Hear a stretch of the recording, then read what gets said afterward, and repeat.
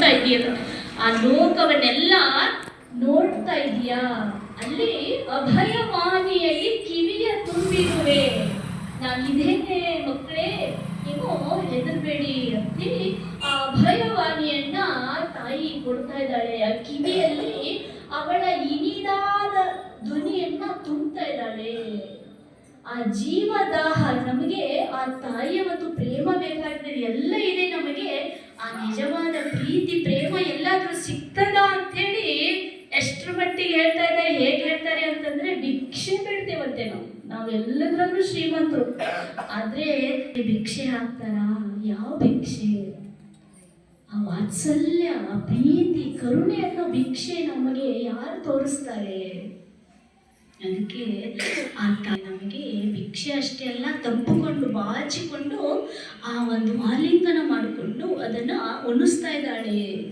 ಜೀವ ದಾಹವನ್ನು ತನಿವ ತಾಯಿನಿ ಸುಳಿವ ಕಂಪಿನೊಲವು.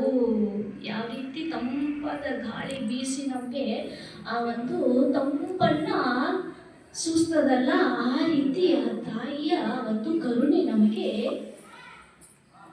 ಬರ್ತಾ ಇದೆ.